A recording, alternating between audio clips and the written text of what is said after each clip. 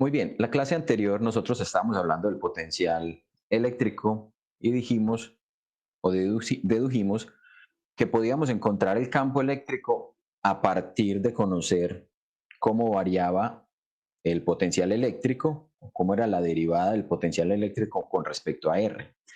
Sin embargo, les quería recordar que esta expresión que nosotros tenemos acá, esta expresión de la derivada con respecto a R, no es otra cosa que una derivada espacial, ¿cierto? Estamos simplemente tomando la derivada espacial. Lo que en otras palabras estamos diciendo es, si yo tengo, vamos a pintar por acá un sistema de coordenadas, si yo tengo un punto P, donde yo conozco asociado al punto P el potencial en el punto P, entonces yo puedo desplazarme en diferentes direcciones, ¿cierto? Consideremos que en esta dirección yo tengo el eje X, que por ejemplo acá tengo el eje Y y que en esta dirección tengo el eje Z. Simplemente un sistema de coordenadas cualquiera. Cualquier desplazamiento que yo haga a un nuevo punto, yo lo puedo descomponer en las componentes del desplazamiento a lo largo de X. Yo puedo decir, esto fue la componente, el delta X, esto fue lo que me desplacé en delta y esto es lo que me desplacé en delta Z. Entonces, si nosotros conocemos cuánto es ese desplazamiento o esas diferenciales de posición, vamos a dibujar esto un poquito mejor, que aquí como que me quedó esto medio raro. Consideremos que me estoy moviendo una cantidad en X, una cantidad en y una cantidad en Z. Y ese es delta X, este de acá sería delta y este de acá es delta Z. Entonces este fue el punto donde llegué y me moví hasta llegar ahí. Entonces, como conocemos esos diferenciales de desplazamiento, yo también puedo expresar las componentes del campo eléctrico en términos de esos diferenciales de desplazamiento. ¿Y eso cómo lo voy a hacer? Miren que si yo conozco cuánto me desplacé, entonces yo también puedo determinar la magnitud del campo eléctrico en dirección X como cuánto cambió el potencial en ese desplazamiento en X, en valor absoluto, considerando que Y y Z están constantes. Si quiero conocer la componente o la magnitud del campo eléctrico en dirección Y, entonces hago lo mismo. ¿Cuánto cambió el potencial eléctrico considerando ese desplazamiento en Y como si hubiera dejado X y Z constante? Y para Z la misma historia. Para Z yo puedo determinar la magnitud del campo eléctrico como el cambio del potencial eléctrico dividido el delta Z. Es decir, en cualquier dirección que yo me mueva, aquí dejamos entonces y X constante. En cualquier dirección que yo me mueva con respecto al punto que yo conozco, el potencial eléctrico, lo único que yo tengo que conocer entonces es para ese nuevo punto al cual estoy llegando, llamémoslo P', cuánto es el potencial en P'. Si conozco el potencial en P' y lo divido por esos diferenciales de desplazamiento, entonces voy a encontrar la magnitud del campo eléctrico, voy a encontrar esa magnitud. Miren que dimensionalmente esto es coherente con el hecho de que el campo eléctrico, las unidades del campo eléctrico, no son otras que cambio en potencial, como por ejemplo lo tenemos acá, que serían voltios, por unidades de desplazamiento, que son metros. Si nosotros tenemos en cuenta, miren que acá simplemente tomamos la magnitud de esos campos eléctricos. ¿Por qué lo hicimos de esa manera? ¿Por qué lo definimos como magnitud? Porque recuerden que El campo eléctrico realmente lo expresamos como menos la derivada de B con respecto a R. Entonces, ¿cómo vamos a indicar o cuál es una manera más completa de indicar esas tres coordenadas o esos tres cambios posicionales? Entonces, para eso vamos a utilizar un operador vectorial que se conoce como el operador gradiente. Entonces, el gradiente a ese campo escalar, que es el potencial eléctrico, le vamos a aplicar la función vectorial gradiente y eso va a ser igual al campo eléctrico, pero considerando el signo negativo. Es decir, el menos gradiente del potencial eléctrico es el campo eléctrico. ¿Esto cómo lo vamos a expresar entonces o cómo lo podemos indicar? Pues resulta que simplemente tenemos que expresar, si estamos en coordenadas cartesianas, vamos a ponerlos aquí, en coordenadas cartesianas, ese campo eléctrico lo expresamos entonces como menos y la función gradiente no es otra cosa que, vamos a poner esa función de color azul, entonces sería la derivada, pero no así de grande, vamos a ponerlo simplemente así. La derivada con respecto a x en la dirección del vector unitario que va en x, más la derivada con respecto a y en la dirección del vector unitario del eje y, más la derivada con respecto a z en la dirección del vector unitario de z. ¿Y a quién voy a aplicarle esa función gradiente? Se la voy a aplicar al potencial eléctrico. Entonces, de esa manera podemos encontrar entonces el campo eléctrico. Esto que nos apareció acá, esto es la componente en X. Esto que nos apareció acá es la componente en Y esto que nos aparece acá es la componente en Z.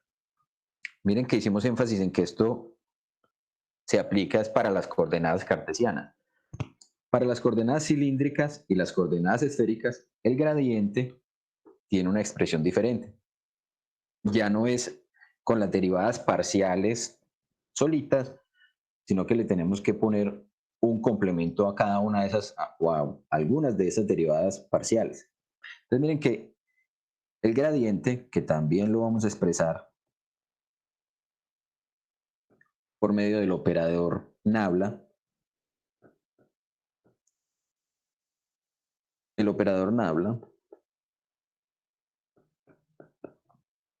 es este operador que tenemos acá. Y ese operador nabla no es otra cosa que derivada con respecto a x y más derivada con respecto a y, j más derivada con respecto a z en la dirección de k. Este es el operador nabla en coordenadas cartesianas. Entonces yo puedo decir, campo eléctrico es menos el gradiente de B o es menos el nabla de B. ¿Listo? En el caso de las coordenadas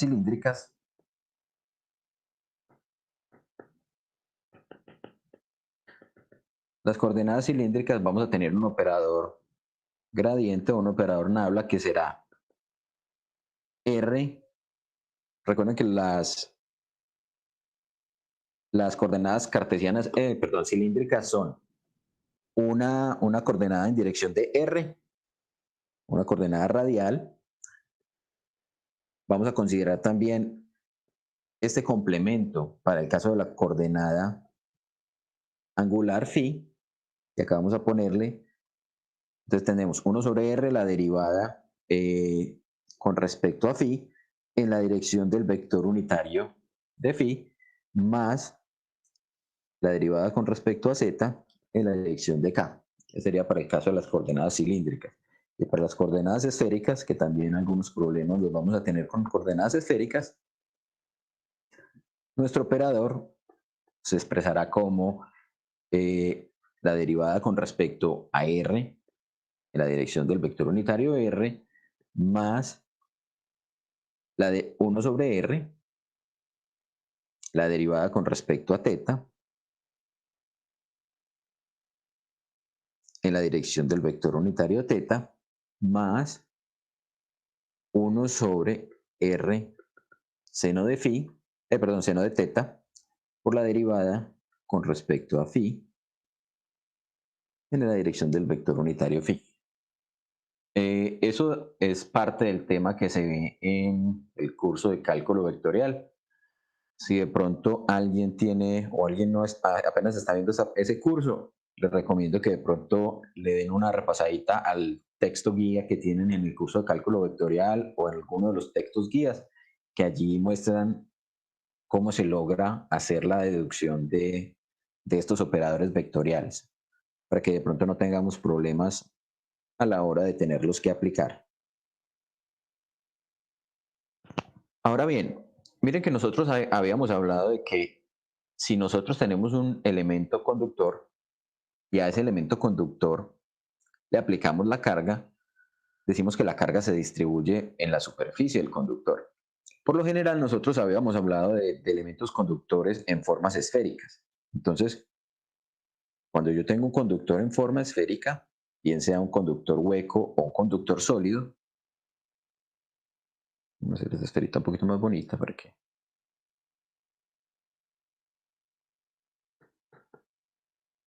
En esa esfera conductora, la carga que yo le aplique, esa carga se va a distribuir uniformemente.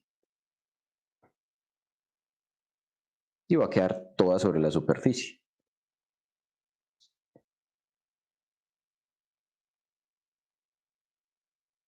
Carga uniformemente distribuida. Pero ¿qué pasa, por ejemplo, si yo tengo un conductor que tiene una forma irregular, que tiene, digamos, una geometría como esta? Entonces ustedes tienen varias opciones. Lo primero es que la carga se distribuya en todo el sólido. Lo segundo es que la carga se concentre en un solo punto. Lo tercero es que de pronto uno piense, no, la carga se va a distribuir uniformemente también. Y lo otro es que no pase nada de lo que hemos mencionado. Esas son como las cuatro opciones. ¿Cuál creen ustedes que sería la opción correcta en el caso en que tengamos un sólido que tenga esas características? ¿Qué pasaría con la carga? ¿Cómo se distribuiría? El sólido también es conductor. El sólido también es conductor. Entonces en las partes donde haya menor, como una geometría más en punta, se va a concentrar la carga. Entonces la carga se va a concentrar, o sea, vamos a tener la carga ubicada sobre la superficie también, pero donde el radio de curvatura sea más pequeño, vamos a tener mayor carga.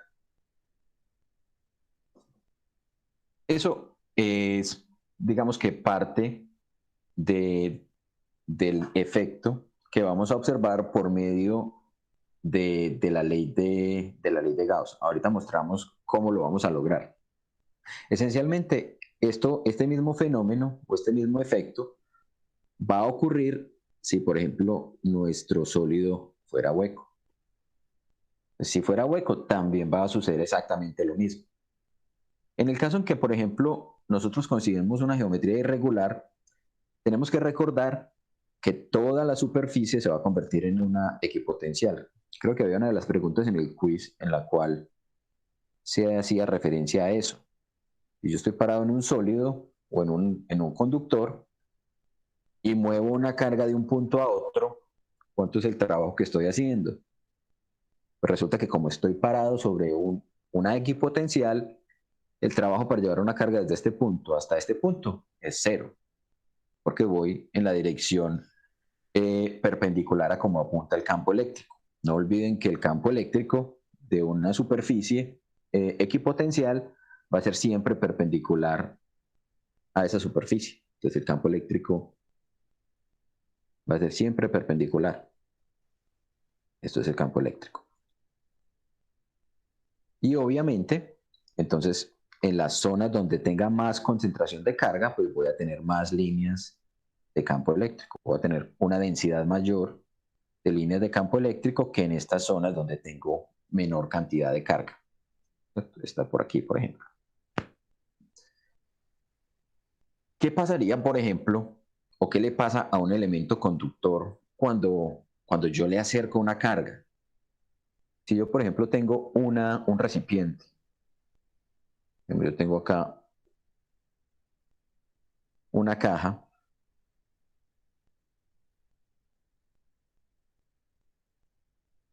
que es hecha de un material metálico y yo quiero mirar el interior. Supongamos que estoy acá por la parte interna.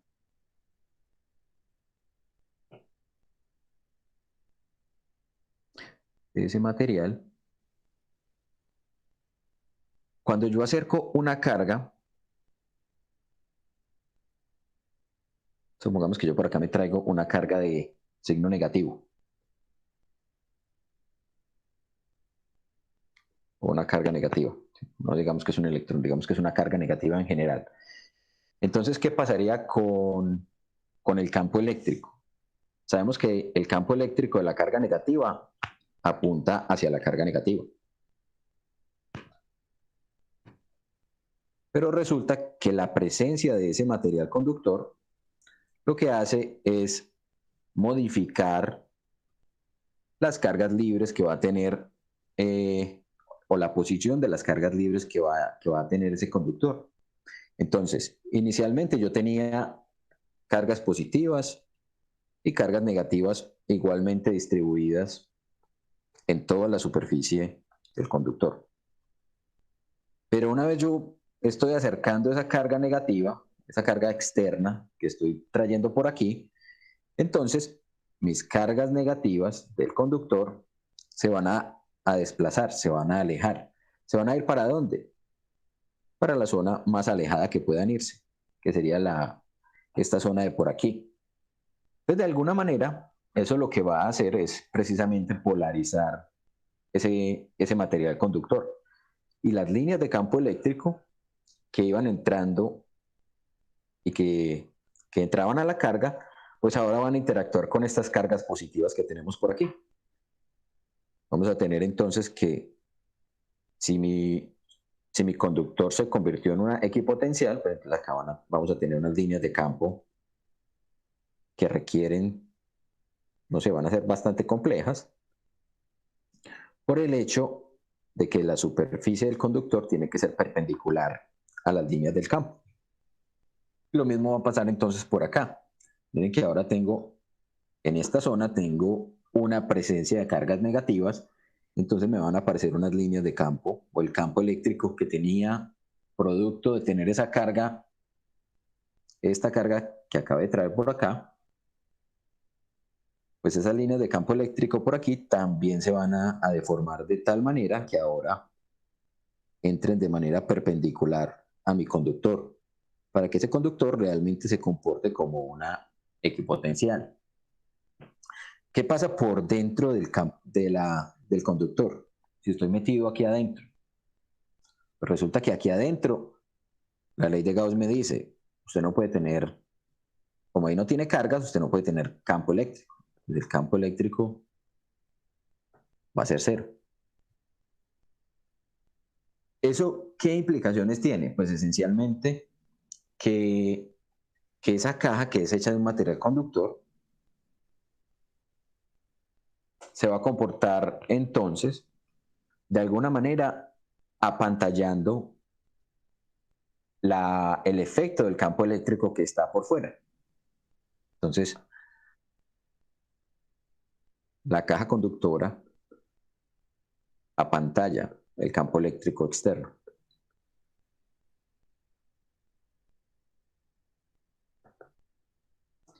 Y eso se conoce como el efecto de la jaula de Faraday. Se llama efecto de apantallamiento o efecto de jaula de Faraday.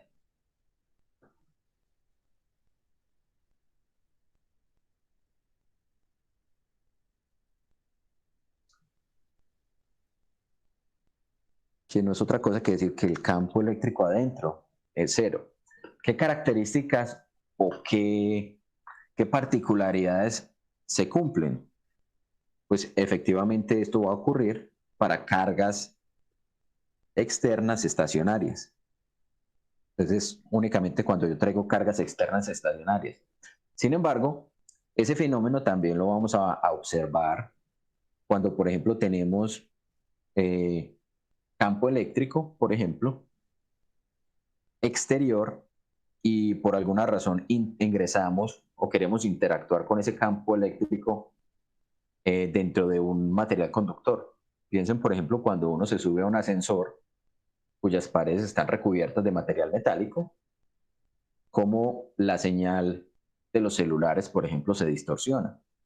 Como, por ejemplo, si uno está escuchando un radio, deja de recibir la señal con buena calidad. Entonces, ese mismo efecto es precisamente el efecto del apantallamiento. ¿Por qué no necesariamente se anula completamente el campo? Porque resulta que ese campo eléctrico, digamos el de la señal del celular o la señal del radio, es producto no de campo o de cargas estacionarias, sino de cargas que están en movimiento. La fuente de esos campos fueron cargas en movimiento. Sin embargo, sí hay un efecto de reducción de la intensidad del campo. Ahora imaginémonos que, por ejemplo, dentro de ese material conductor, que puede tener cualquier geometría, pero vamos a suponer que es una geometría, por simplicidad, digamos que es una geometría circular. Entonces digamos que tenemos ese material conductor circular.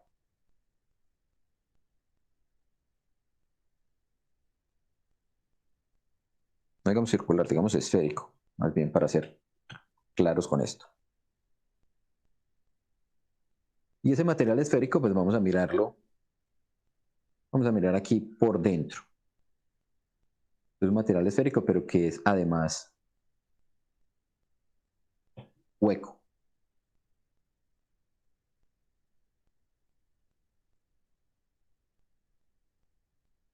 Hueco en su interior. ¿Qué pasa entonces, por ejemplo, si ahora no estamos considerando que yo voy a traer una carga desde el exterior, sino que voy a poner una carga en el interior de ese campo, de ese cascarón? Digamos que la voy a poner por aquí. Voy a poner por acá una carga positiva de cantidad más Q. ¿Qué tiene que ocurrir dentro de ese cascarón para que la ley de Gauss se me cumpla? Bueno, primero Que no sería lo que pasaba con la cubeta, pues que se alineaban las cargas. sería exactamente lo que pasaba con la cubeta de hielo de Faraday, exactamente. Entonces, el hecho de tener esa carga en el interior hace que me tenga que aparecer un campo eléctrico. Ese campo eléctrico, o de dónde van a salir, o qué es lo que va a generar ese campo eléctrico. Ese campo eléctrico lo que va a hacer es inducir que en la superficie interna se posicionen unas cargas del signo contrario.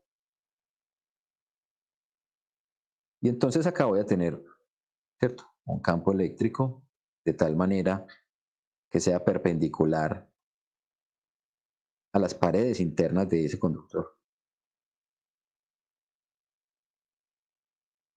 Ahí, perpendicular siempre a las paredes internas. Porque ¿qué es lo que me decía la ley de Gauss? Esto va para acá, esto va para acá. La ley de Gauss me decía, si usted toma una gaussiana, el flujo neto debe ser igual a la carga neta encerrada sobre epsilon cero, el flujo del campo eléctrico. Entonces, precisamente, si yo, por ejemplo, tomo una gaussiana, vamos a pintar la gaussiana por aquí.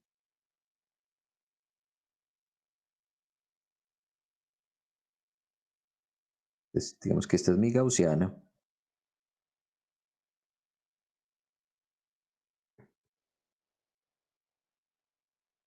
Miren que esa gaussiana me estaría encerrando tanto a esta carga más Q, que se encierra a más Q, y a todas las cargas negativas que se indujeron. ¿Qué característica tienen que tener esas cargas negativas? Que la sumatoria de todas esas cargas negativas tiene que ser igual a menos Q. O sea, tiene que tener la misma magnitud que teníamos allá. De tal manera que la carga encerrada sea cero. ¿Y entonces qué pasó con ese material conductor? Pues que parte de sus cargas se desplazaron hacia la pared interna. Entonces toda esta superficie interna me quedó cargada con menos Q. Y entonces, por ese desplazamiento de cargas, esta pared de la superficie exterior tuvo que haber quedado cargada con ¿cuánta carga?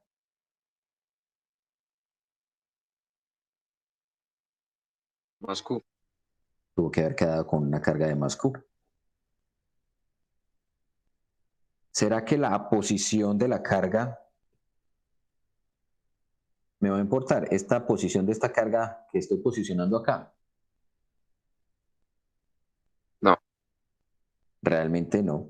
Entonces, la posición de la carga más Q interna de más Q al interior no va a importar. Y entonces, ¿eso qué va a implicar? Que esencialmente para el observador que está desde el exterior, ese observador simplemente va a darse cuenta que hay una carga positiva en la parte exterior. Y dijimos, bueno, si esto es una esfera,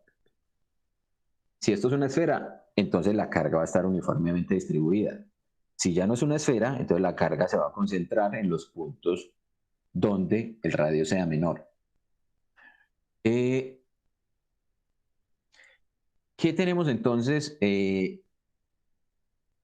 Además, por ejemplo, vamos a tener la situación, vamos a tener una consideración de que hay algunos elementos o hay algunos objetos, instrumentos que me permiten cargar o que vamos a emplear para cargarlo, para generar cargas, ¿cierto?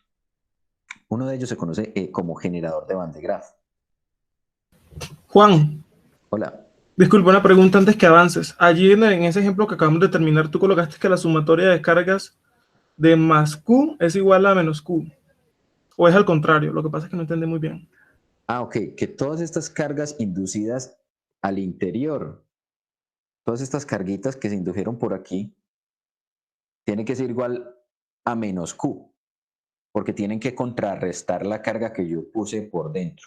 La carga que pusimos acá por dentro se tiene que contrarrestar. Ah, Entonces ok. la suma O sea, de pronto aquí en la frase que colocaste tienes de pronto trocado los valores, ¿no? O es un más. O sea, la sumatoria de los menos Q tiene que ser igual a más Q, o al contrario. de pronto aquí lo que me faltó fue especificar esto. Pongámoslo así. La sumatoria de todas las cargas negativas inducidas es igual a menos Q. Para que en magnitud de carga neta encerrada igual a 0. ¿Listo? No sé si de pronto sí es más claro. Sí, La Juan, carga muchas neta, gracias. listo. Entonces la carga neta que estamos encerrando con esta gaussiana tiene que ser 0. Eso es lo que me dice la ley de Gauss. ¿Por qué tiene que ser 0? Esencialmente porque en toda esta región que estamos pintando acá, toda esta parte de acá, que es el material conductor, en cualquier punto que yo analice acá, el campo eléctrico tiene que ser 0. Entonces, el campo eléctrico dentro del conductor tiene que ser 0. Ah, por fuera del conductor, pues voy a tener cargas positivas. Otra vez voy a tener campo eléctrico. Campo eléctrico que va a apuntar así radialmente hacia afuera. ¿Sí?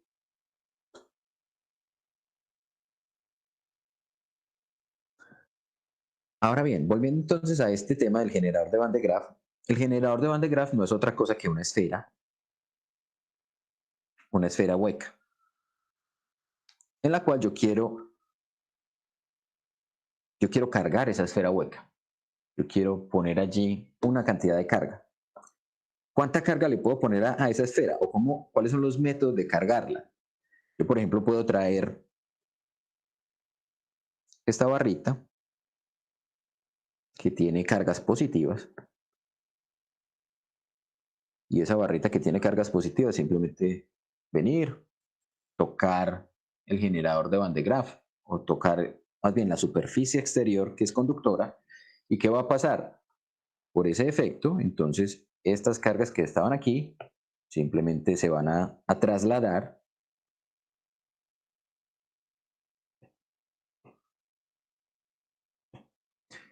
y se van a distribuir uniformemente en la superficie. Ya tenía 4 cargas, entonces va a tener una por aquí, una por aquí, una por aquí, una por aquí. Quiero traer más cargas o quiero cargar más esto. Vuelvo y hago lo mismo. Vengo y entonces con otra vez más cargas. Vengo y hago contacto. Estas cargas de acá se van a trasladar y van a quedar una por aquí, ¿cierto? Uniformemente distribuidas sobre la superficie. ¿Hasta cuándo puedo hacer eso?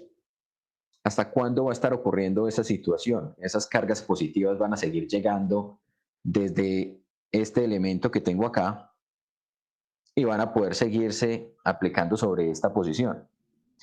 Miren que el hecho de tener esas cargas positivas me va a estar generando un campo eléctrico.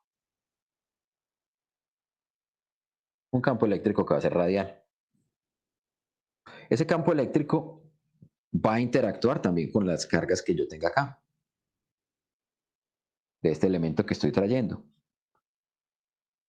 De tal forma que va a llegar un momento en el que si yo vengo por aquí y las quiero, digamos, quiero interactuar o quiero poner las cargas en esta posición, lo que va a ocurrir es que estas cargas que están por acá se van a desplazar o van a sentirse rechazadas y van a decir, no, yo no quiero estar en ese generador de Van de Graaff. Yo no me quiero ir para esa superficie. Yo me quiero quedar por aquí.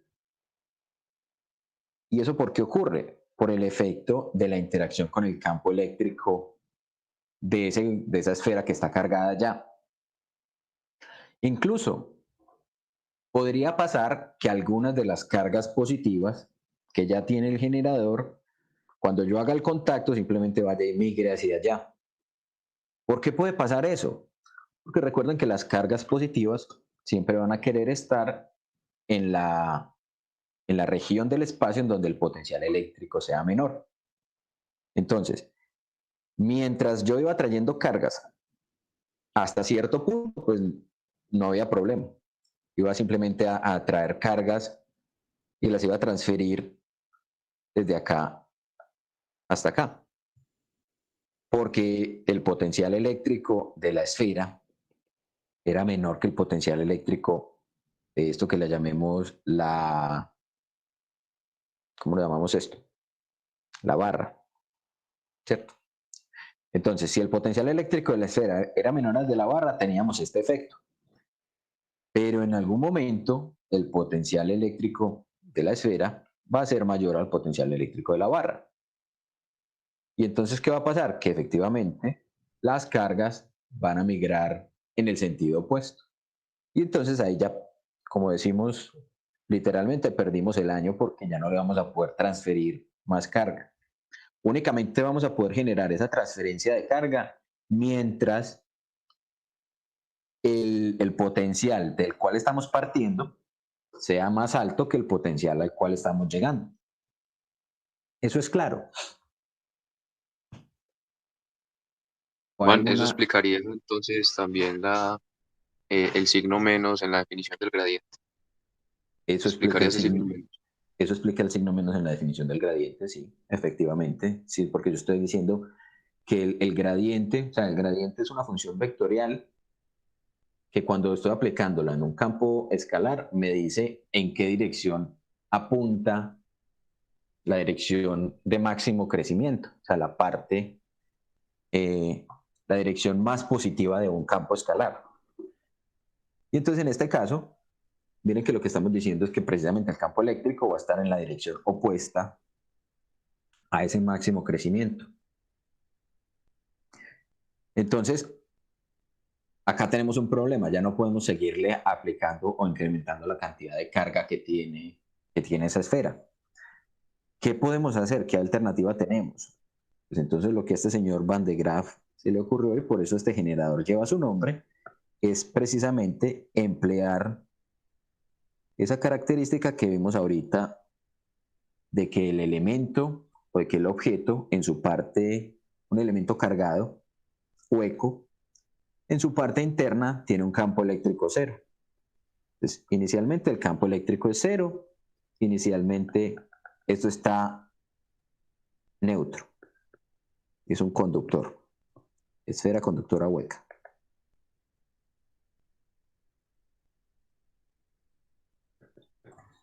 Y por acá tiene una perforación, es como si tuviera una cavidad aquí. Vamos a pintar esto como si fuera una sección de esa esfera más bien. Y acá las paredes. Entonces todo esto que estoy pintando aquí con gris es el material, el corte que acabamos de hacer. Y acá es la pared interna. Entonces, ¿qué es lo que sí podemos hacer? Lo que sí podemos hacer es, vamos a considerar este elemento de acá. Y este elemento de acá, entonces yo lo voy a cargar. Vengo con ese elemento que ya está cargado, con cargas positivas. Y vengo y lo meto. Lo introduzco acá al interior del Van de Graaff. ¿Eso qué me va a generar? Miren que inmediatamente se van a inducir en su interior cargas negativas. E inmediatamente se van a inducir en su exterior cargas positivas. ¿Cuánta carga positiva se indujo en el exterior? La misma cantidad de carga negativa que le traje, y que puse por dentro. De la forma en que hacíamos con la cubeta de hielo, entonces también vamos a poder hacerlo con este elemento. Entonces este elemento es un conductor que simplemente yo vengo y toco y hago contacto. Cuando hacemos ese contacto, ¿qué es lo que ocurre? La carga se neutraliza. La carga negativa que se indujo en la parte interior simplemente se va a neutralizar y se va a neutralizar la carga de esa barrita.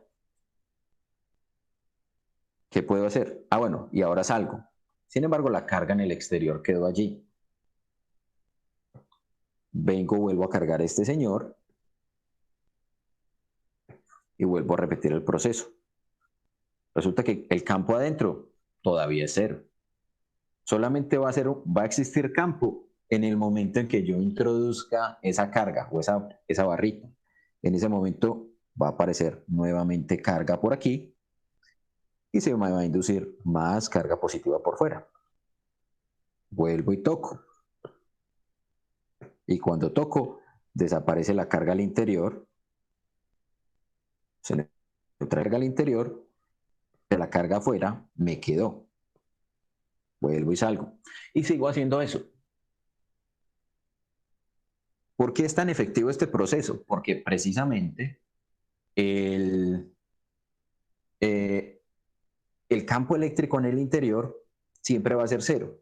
O sea, no importa si yo estoy repitiendo este proceso muchas veces, nunca voy a tener una interacción tan grande que haga que yo no pueda transferir carga o que no pueda neutralizar la carga más bien en la parte interior de ese conductor. Entonces acá otra vez vuelvo y hago lo mismo. ¿Está claro por qué funciona ese generador de Van de Graaff de la manera en que funciona? ¿O cuál es el principio de funcionamiento más bien?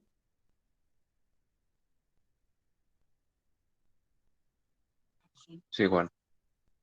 Ok, entonces ahora miremos qué es lo que vamos a hacer o cómo lo logramos en el sentido práctico. Entonces, en el sentido práctico, pues no tiene digamos, o no es fácil lograr que esto funcione simplemente trayendo la carga de esta manera.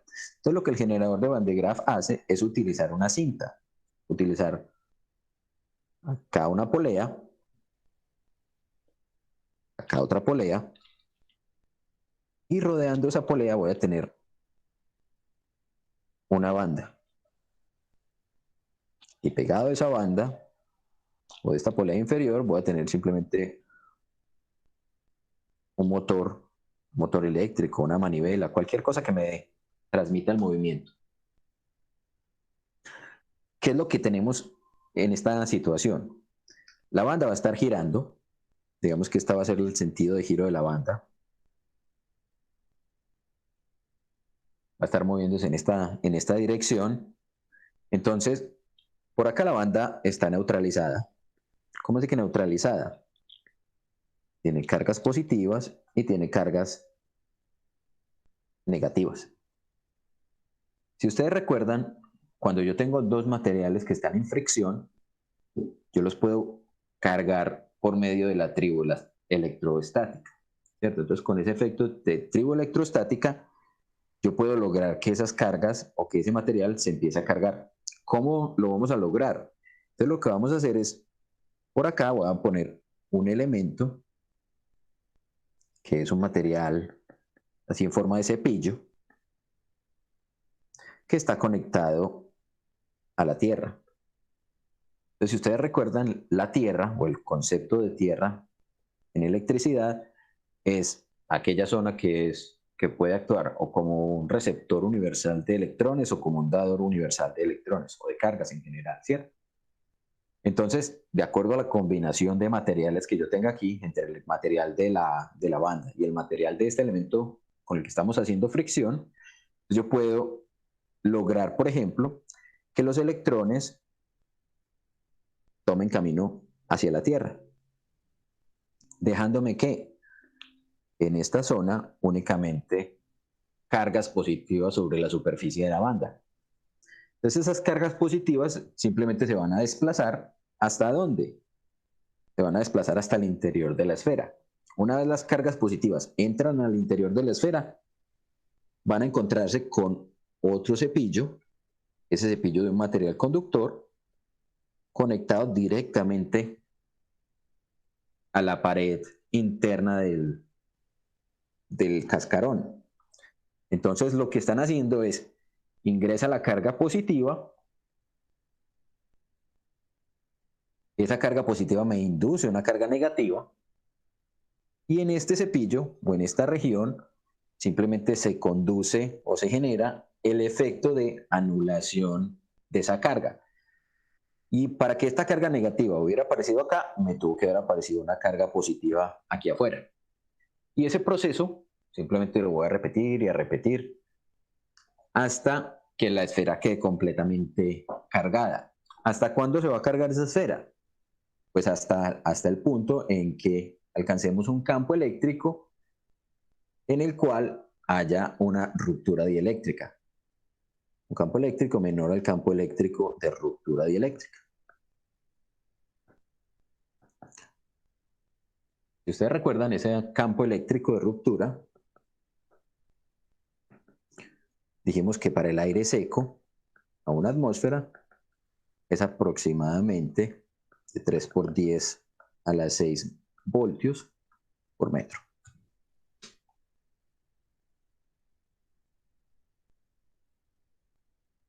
¿Alguna inquietud de cómo funciona entonces ahora el Van de Graaff?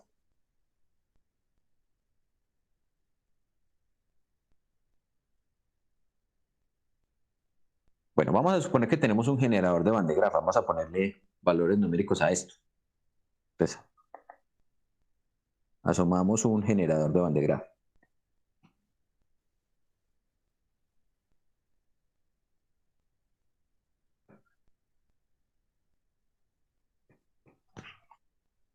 A ese generador de Van de Graaff vamos a decir que tiene un diámetro de 25 centímetros. Un diámetro pues normal. Y vamos a considerar, por ejemplo, cuánto es, o vamos a decir que le vamos a aplicar un potencial. Con un potencial de 100 kilovoltios.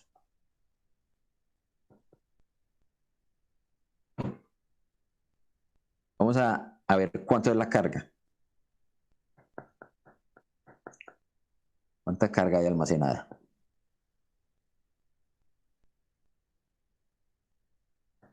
¿Cómo podríamos resolver eso? ¿Cómo podríamos determinar esa cantidad de carga que me almacenó ese generador de Van de Graaff. Una de las características que debemos considerar aquí es la geometría que tiene el generador. El generador es un cascarón esférico.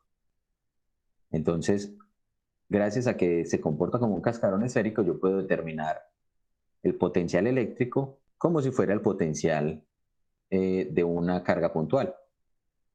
Entonces, si ustedes recuerdan, el potencial eléctrico lo habíamos definido como K sub E por Q sobre el radio R. Entonces, de allí, pongamos acá potencial eléctrico de carga puntual.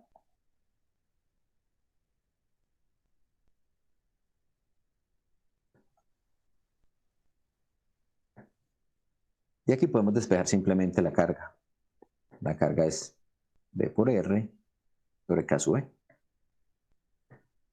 El potencial ya lo conocemos, sabemos que es 100 por 10 a la 3 voltios.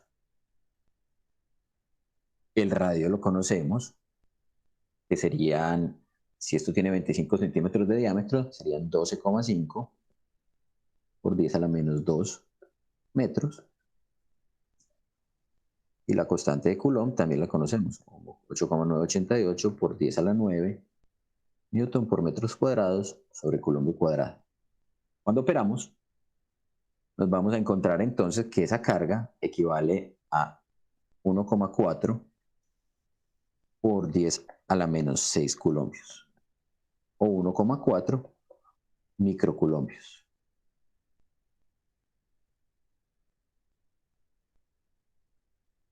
¿Cuánto es el potencial adentro?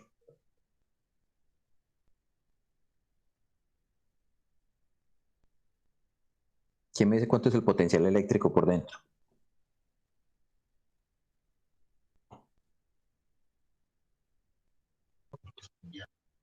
Es igual al potencial en la superficie. Es igual al potencial en la superficie, ¿cierto? Es igual al potencial en el cascarón. Y si yo quiero conocer el potencial a mayor distancia, simplemente entonces debo modificar esta distancia para conocer entonces el potencial. ¿Sí? A mayor distancia voy a tener una reducción en el potencial. Vamos a hacer otro ejemplo. Y ahora no con un cascarón, sino un ejemplo en el cual vamos a determinar el potencial eléctrico entre dos puntos. Entonces vamos a calcular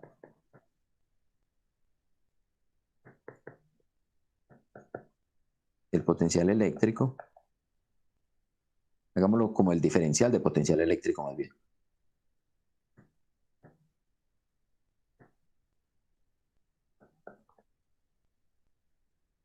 El diferencial de potencial entre dos puntos,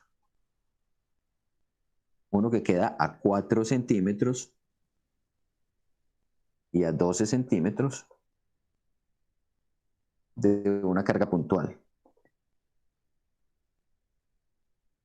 Y además, el ángulo, o sea, no están sobre la misma línea, sino que los puntos a considerar forman un ángulo entre sí.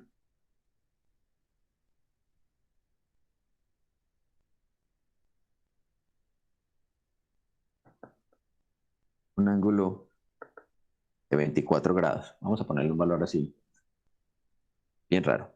Lo que el problema nos está pidiendo es lo siguiente. Nos está diciendo, vamos a considerar una carga puntual. Esa carga vamos a decir que el valor de la carga es de 2 más 2 nanocoulombios. Entonces acá en este punto voy a considerar esa carga Q igual a más 2 nanocoulombios. Por acá voy a tener un punto, llamémoslo el punto P1. Ese punto P1 está en la posición 4 por 10 a la menos 2 0. Y si consideráramos un sistema de coordenadas tridimensional, también sería con respecto a la coordenada z, 0. Entonces son las tres coordenadas. Eso está dado en metros. ¿Sí? Dijimos que esto estaba en 4 centímetros. Y por acá vamos a considerar otro punto. Este punto que tenemos por aquí está a una distancia de 12 por 10 a la menos 2 metros o 12 centímetros. ¿Cuáles serán las coordenadas de este punto P2? Sabemos el ángulo aquí, este ángulo es de 24 grados. Miren que podemos determinar las coordenadas del punto P2 conociendo la distancia a la cual está con respecto al origen y el ángulo que tenemos allí. Entonces, si determinamos las coordenadas, esas coordenadas van a ser de 10,96 por 10 a la menos 2 y de 4,88 por 10 a la menos 2. Y la tercera coordenada sería 0. Estamos hablando de que esos dos puntos están sobre el plano. Y esto también está en metros. Pues tenemos esas dos coordenadas. ¿Qué es lo que el problema nos está pidiendo? Nos está pidiendo la diferencia de potencial entre los dos puntos. El potencial en el punto P1 menos el potencial en el punto P2. ¿Cómo podemos determinarlo? Entonces lo podemos determinar si consideramos cómo es el campo eléctrico que me genera esa carga puntual. Conocemos el campo eléctrico de la carga puntual, ¿cierto? Sí, yo sé que es un campo eléctrico radial. Por acá el campo eléctrico apuntará en esta dirección. Y el campo eléctrico por acá apuntará también radialmente. ¿Cuál de los dos tiene mayor magnitud? El que está más cerquita, ¿sí o no?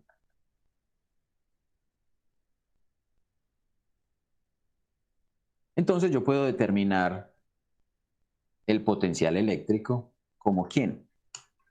Pues vamos a recordar esa definición que teníamos del potencial eléctrico. El potencial eléctrico de A menos el potencial eléctrico, más bien entre el punto B y el punto A, vamos a expresarlo como lo teníamos al final de la clase anterior, BB menos BA no es otra cosa que menos la integral entre A y B, o el trabajo por unidad de carga en presencia de un campo eléctrico en producto punto por un desplazamiento. ¿Qué es lo que podemos tener entonces allí? Podemos entonces, a partir de conocer el desplazamiento, hacer la integral del producto punto entre el campo eléctrico y el de L. ¿Cómo tiene que ser la trayectoria? ¿Será que la trayectoria importa? ¿O el trabajo para ir de un punto al otro es exactamente el mismo? Recuerden que el potencial eléctrico es precisamente el trabajo por unidad de carga para ir de un punto a otro. Es el mismo. Es exactamente el mismo, ¿cierto? Habíamos dicho el campo eléctrico es conservativo, entonces el trabajo para ir de un punto a otro es el mismo. O sea, yo puedo definir la trayectoria, vamos a ponerla de otro color. Yo puedo haber definido la trayectoria como esto, ¿cierto? Y esa es mi trayectoria. ¿Qué problemas voy a tener con esa trayectoria? Pues esencialmente el problema es que yo voy a necesitar conocer en cada punto, digamos, esta es vamos a tomar un punto por aquí, esta es la dirección de mi DL y el campo eléctrico apunta hacia allá, en ese punto. Por aquí, esta es la dirección del DL y el campo eléctrico apunta hacia allá. Y si recordamos, yo tengo que hacer la integral. Yo tengo que hacer la integral de E.dl en toda la trayectoria. Y ese producto punto no es otra cosa que la magnitud de uno de ellos por la magnitud del otro. El dl sería un desplazamiento unitario multiplicado por el coseno del ángulo que forman los dos. Entonces, el problema radica esencialmente en que este ángulo va a ir cambiando de acuerdo a cada uno de los puntos. Entonces, ¿será esa una buena trayectoria?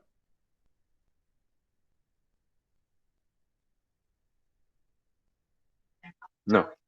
No, esa trayectoria realmente complica las cosas, realmente no me simplifica el cálculo. Entonces vamos a descartar esa trayectoria. ¿Qué otra trayectoria podría tener? Ah, el camino más corto entre dos puntos es la línea recta. ¿Será que esa trayectoria es mejor?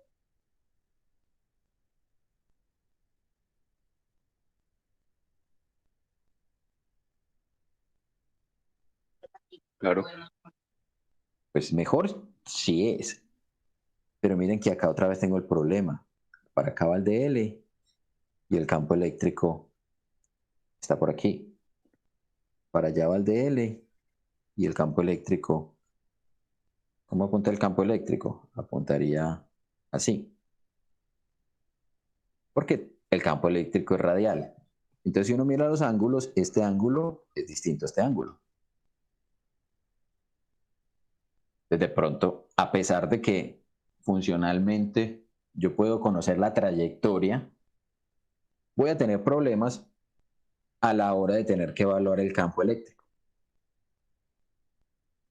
Entonces, vamos a proponer otra trayectoria que sea mucho más trabajable. ¿Cuál va a ser la trayectoria que vamos a proponer? ¿Qué tal si nos venimos por aquí? ¿Qué tal si nos desplazamos en esta dirección? ¿Y qué característica tiene esta dirección? Esa que estamos pintando allí. Pues esencialmente el vector de desplazamiento de L es paralelo al campo eléctrico en toda esa región, en toda esa trayectoria. ¿Sí o no? Sí.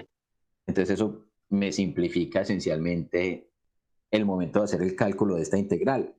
¿Por qué? Porque si son paralelos, yo simplemente puedo sacar la magnitud del campo eléctrico y puedo considerar simplemente el dl como la integral entre A o entre este punto de aquí y un punto por acá donde voy a parar para llegar hasta allí.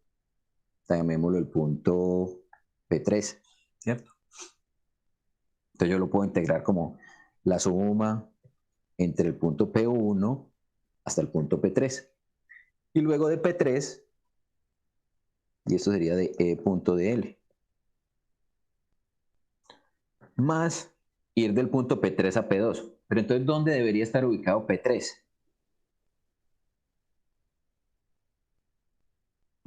¿Cuál sería la mejor posición para determinar P3? Que 12 quede en línea centímetros. recta con el punto 2. Allí hubo dos respuestas diferentes. Alguien dijo a 12 centímetros y alguien dijo que quede en la línea recta. Entonces, si quedara en la línea recta, supongamos que quedara por aquí debajo en la proyección del punto P2, miren que después yo tendría que subir, ¿cierto? Para llegar hasta el punto P2. Y en esa línea recta, también el campo eléctrico va a ir cambiando con la trayectoria. ¿Sí? La otra respuesta que dieron fue a 12 centímetros. Miren exactamente qué es lo que va a pasar cuando yo llego hasta 12 centímetros. Si llego hasta 12 centímetros, el resto de la trayectoria la voy a hacer de la siguiente manera. Voy a correr esto un poquito para que me quede mejor. Ese es el eje X. Y ahora la trayectoria que vamos a seguir, vamos a suponer que llegamos hasta 12 centímetros y seguiremos entonces la trayectoria de esta manera. ¿Qué característica tiene esa trayectoria? El campo eléctrico es radial y la trayectoria es esta forma de arco. Entonces, en todos los puntos, campo eléctrico y trayectoria son perpendiculares. ¿Eso cómo se llama? ¿Una qué? Una equipotencial. Una equipotencial. Porque no estoy cambiando entre el punto 3 y el punto 2, el potencial eléctrico no está cambiando.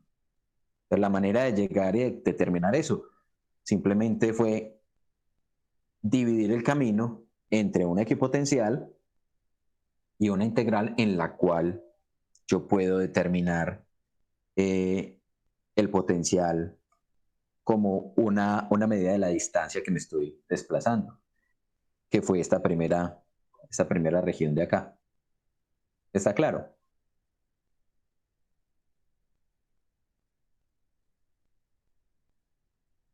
Sí, señor. Sí, señor. Bueno, va muy bien. Entonces, listo. Entonces, ¿cómo determinamos ahora el potencial? Más, ¿cierto? Aquí sería la integral entre P3 y P2 de E punto dl, pero esto es 0 porque esto es una equipotencial.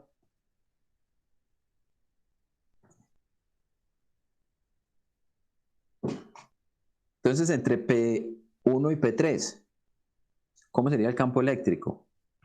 Sería el campo eléctrico de una carga puntual. ¿Cuál es el campo eléctrico de la carga puntual? Lo conocíamos, era K sub E por la carga que me está generando el campo sobre la distancia al cuadrado en la dirección radial. Ese es el campo eléctrico. Entonces vengo acá y digo, esto es, bueno, esto lo teníamos como menos, ¿cierto? Entonces esto sería menos la integral entre P1 y P3 de K sub E por Q sobre R a la 2. El diferencial de desplazamiento se me convierte en dr. Ya ahí simplemente consideré el hecho de que el campo y el diferencial de desplazamiento son paralelos. Entonces, K sub E, Q salen de la integral, me queda la integral entre P1 y P2, y P3, perdón, de R sobre R al cuadrado.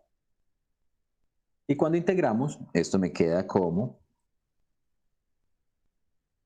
Q por K sub E por 1 sobre X. El menos que me sale de hacer la integral se me cancela con ese menos que estamos trayendo de la definición del potencial eléctrico, o del diferencial de potencial más bien. Y esto sería entre los puntos A y B. Y los puntos A y B serían los puntos P1 y P3. Cuando reemplazamos los valores, miren que nos queda entonces Q, que es de 2 nanocoulombios, 2 por 10 a la menos 9 coulombios. K sub E, que es 8,988 por 10 a la 9 newton por metros cuadrados sobre coulombios cuadrados, que multiplica a 1 sobre la posición de P3. La posición de P3 es 12 centímetros, 12 por 10 a la menos 2 metros, menos 1 sobre la posición de P1, 4 por 10 a la menos 2 metros.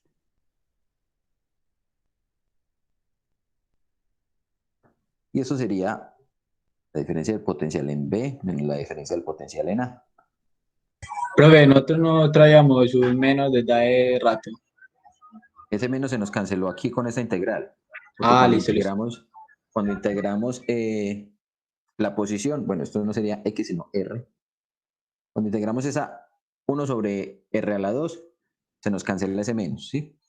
Entonces ahora, resolviendo, esto nos queda menos 299,7. Las unidades, miremos cómo nos quedaron las unidades. Un coulombio de aquí se me cancela con el coulombio de acá. Y por acá tenemos metros, que se me va a cancelar con un metro. Entonces me quedan newtons por metro, que son joules, sobre coulombio. Y eso no es otra cosa que voltios. Entonces, dimensionalmente, estamos bien. Entonces me dice que la diferencia de potencial de B sub B menos B sub A es menos 300 voltios. Tiene sentido. Pues miremos, ¿en qué región del espacio el potencial es más grande? En este caso, más cerca de la carga positiva. Y me estoy desplazando desde este punto que tenemos acá hasta este punto que está más alejado. Sí, efectivamente, estamos disminuyendo el potencial eléctrico. Si considero el potencial eléctrico en el punto 2 menos el potencial eléctrico en el punto 1, voy a tener un valor negativo del potencial. Entonces, en este caso voy a tener ese signo. ¿Inquietudes con respecto a eso? Juan, tengo una pregunta. Claro, Samuel. Juan, si yo en el caso de la integral cambio los límites de integración, ¿cierto? Y quito el menos. De igual forma, al momento de integrar ese cuadrado abajo, ¿se quita también o ya la respuesta quedaría positiva? Ahí tendría que tener cuidado porque la respuesta me va a dar positiva. Lo que yo tengo que, o sea, lo que yo les recomiendo es, por favor, siempre interpreten el sentido físico de las cosas. O sea, porque acá estamos hablando del potencial en un punto menos el potencial en otro. Entonces, analicen bien cuál potencial tiene que ser más alto que cuál para verificar que los signos a los cuales van a llegar sí son los correctos. ¿Listo? No sé si Listo. eso de pronto... Sí, o sea, saber que si se aleja va a disminuir el potencial. Si me estoy alejando, exacto, que está disminuyendo el potencial, pero recuerda que estamos considerando acá que la carga es positiva, ¿cierto? Ah, bueno, sí, en este caso, ¿cierto? Bueno, Juan, una duda.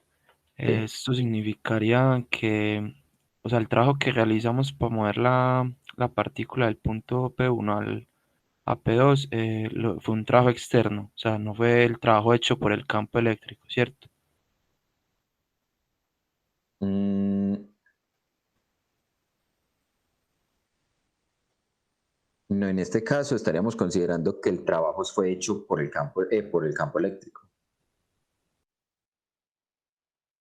Porque recuerda que lo que estamos diciendo, o sea, si estuviéramos considerando esto, es como si estuviéramos trayendo una carga positiva, o estuviéramos poniendo una carga de prueba positiva aquí. ¿Qué querría hacer esa carga positiva? Naturalmente, ella trataría de alejarse. Entonces, acá lo que estamos diciendo es, con ese signo negativo, estamos diciendo, estamos perdiendo energía potencial eléctrica por unidad de carga. Por eso, este signo de acá es negativo. Digamos que esa es la Sí, manera. porque el punto se aleja. Exacto, No, sí. estoy perdiendo capacidad de realizar trabajo. O sea, si ustedes lo interpretan como la capacidad de realizar un trabajo, digamos que se les simplificará un poco el pensar si estamos trabajando con cargas positivas, con cargas negativas, o qué tipo de potencial eléctrico es el que estamos, con el cual estamos interactuando. ¿Listo? Sí, sino que eso era lo que me confundía, porque el trabajo externo es el negativo del que realiza el campo eléctrico, ¿cierto? Uh-huh. Entonces, por eso el ejercicio, pues, pensaba que el trabajo para mover de P1 a P2 lo hacía un agente externo, no el campo mismo, pues. Sería el campo quien hace ese trabajo. Sí, listo, Juan. Bueno, Juan, en el contexto de este problema, ¿para qué nos sirven las coordenadas de P2? Para nada, ¿no? sí, realmente no las determinamos a menos de que quisiéramos hacer el desplazamiento en coordenadas cartesianas.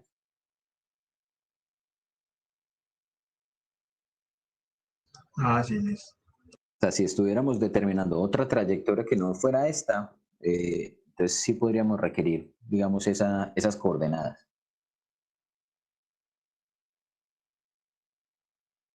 Bueno, Listo. ya hemos hablado entonces un poco de qué pasa en la situación en que tenemos cargas distribuidas, o sea, cómo es el potencial eléctrico y cómo determinamos también entonces el potencial debido a esas cargas. Vamos a hablar ahora de cómo sería el potencial en el caso de cargas que son continuas, potencial de cargas o de distribuciones de carga continua más bien.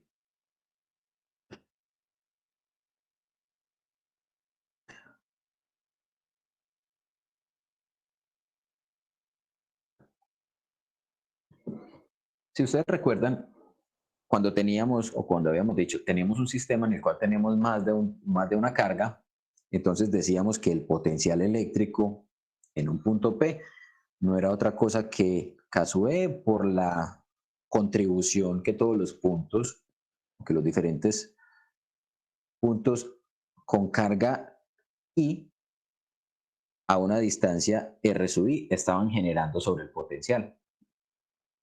Esto es potencial eléctrico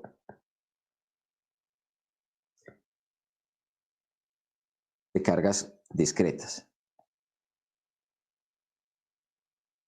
Entonces, cada una de esas cargas discretas va a contribuir al potencial eléctrico, dependiendo del signo de la carga y de la distancia a la cual se encuentran ubicadas.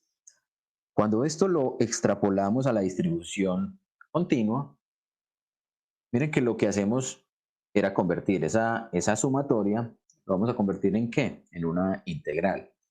Entonces, vamos a decir, para el caso de distribuciones continuas,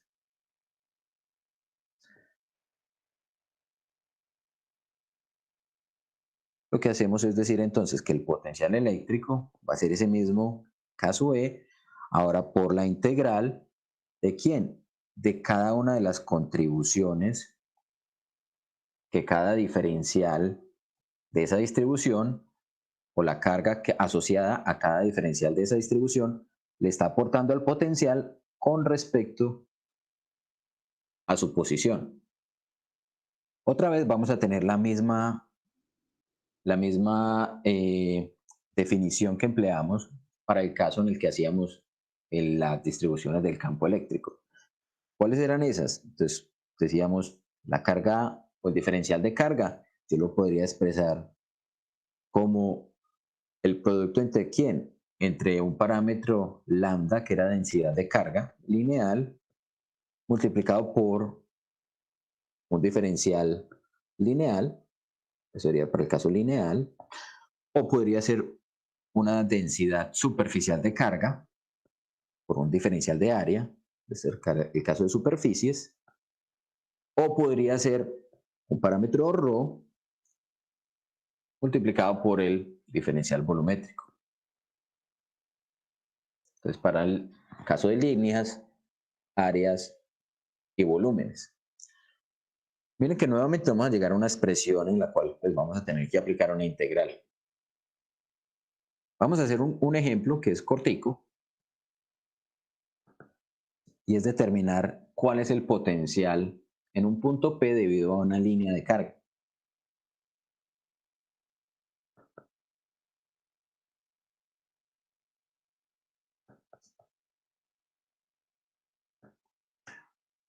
Vamos a suponer entonces todas las suposiciones que usualmente hacemos cuando tenemos este tipo de problemas. Uno es que la densidad de carga es positiva y es uniforme.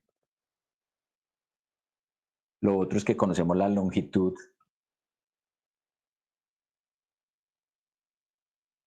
línea de carga de longitud L.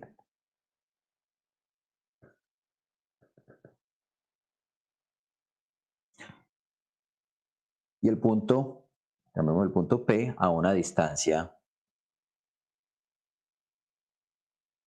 D. Vamos a esquematizar eso que acabamos de mencionar allí. Vamos a decir, vamos a poner esto como si fuera un plano en el cual nuestra línea de carga está ubicada en esta posición. Esta es nuestra línea de carga. Entonces, podemos decir, esto está ubicado en menos L medios y esto está ubicado en L medios. Así estamos diciendo que la longitud de esa línea de carga es L. Y queremos conocer en un punto P, ese es el punto en el que queremos conocer el potencial eléctrico, ¿cierto? Es la pregunta del problema. Dijimos esto está a una distancia D. ¿Cómo tenemos que determinar el problema. Recuerden que lo que hacíamos era, determinábamos un diferencial, en este caso, ese diferencial será un diferencial de x, por como hemos puesto el problema, esto es x y esto es y, con la ventaja que en este caso no necesitamos magnitudes vectoriales porque el potencial eléctrico no es una cantidad vectorial. Entonces decíamos, este diferencial de desplazamiento, pues, o de longitud x, se encuentra a una cierta distancia x con respecto a este punto de acá, que sería el origen del sistema de coordenadas. Si consideramos esa distribución, pues podemos encontrar también que esta distancia que tenemos acá, esa será la distancia a la cual ese diferencial de desplazamiento, o ese diferencial de longitud más bien, va a estar con su carga asociada. Sabemos entonces también que lambda no es otra cosa que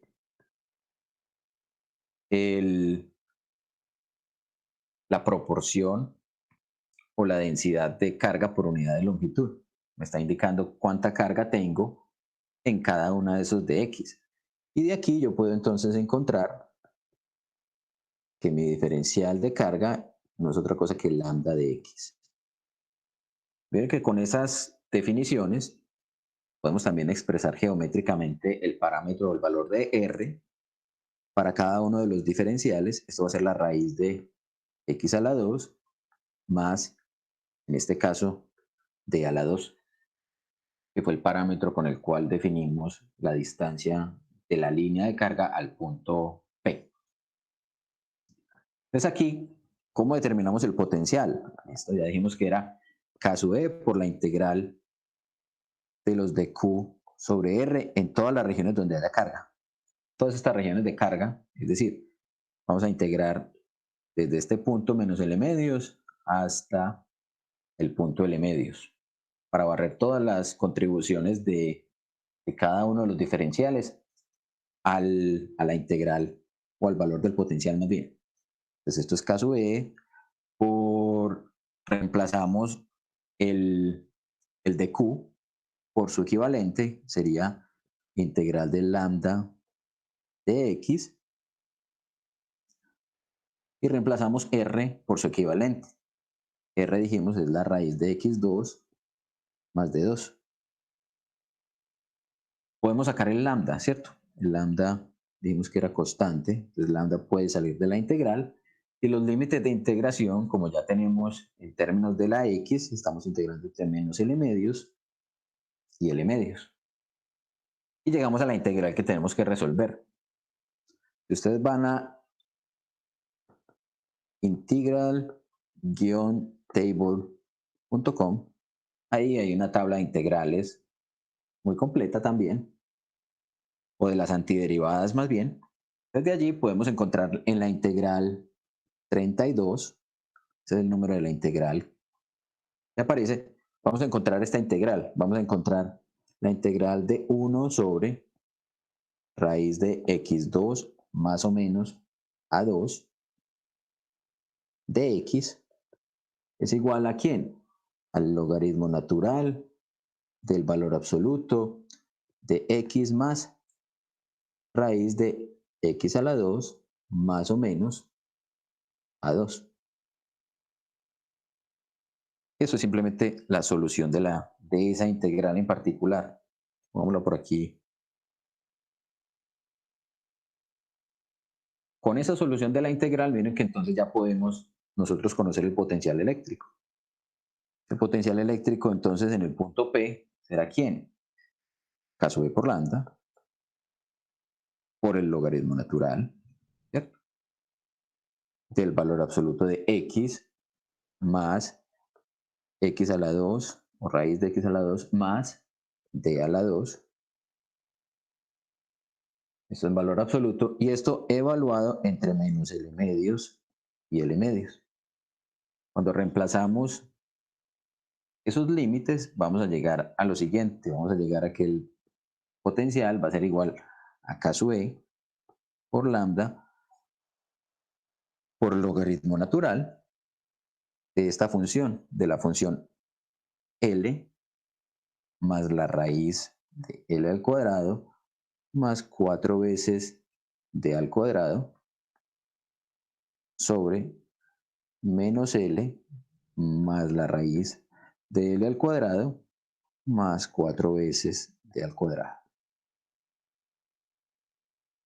Esto lo que acabamos de llegar es la respuesta del valor del potencial eléctrico.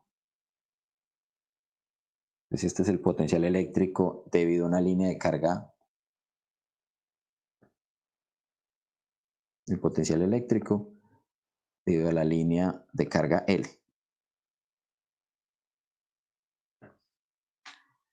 ¿Qué nos encontramos también allí como particular con respecto a esta solución? Pues miren que si efectivamente, si nosotros decimos D tiende a infinito, o sea, nos estamos alejando, estamos tomando ese punto muy lejos, ¿qué deberíamos esperar? Que el potencial eléctrico se haga cero.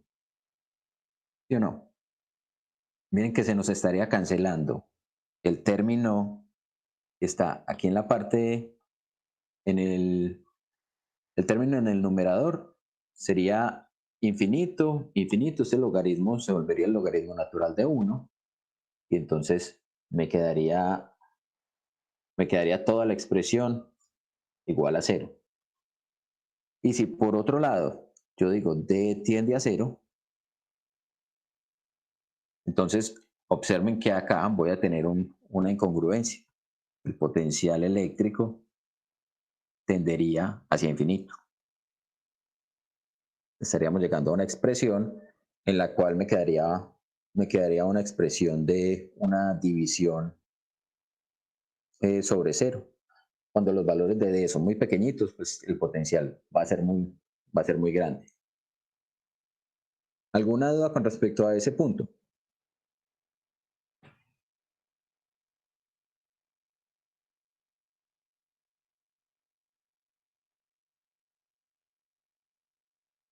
Pues no, Juan. Bien. Juan, disculpa, Sí, claro. no me quedó claro de dónde sale el 4 que multiplica el D cuadrado.